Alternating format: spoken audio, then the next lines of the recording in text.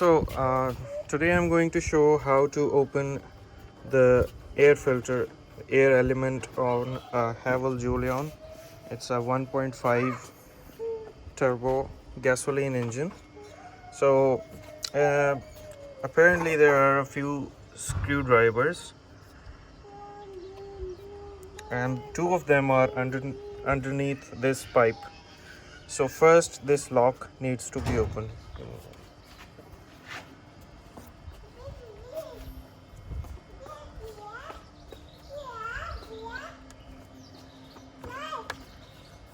That's it.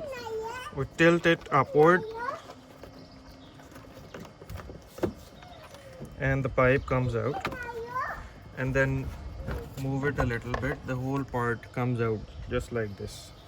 And then we can open all these 5 screws.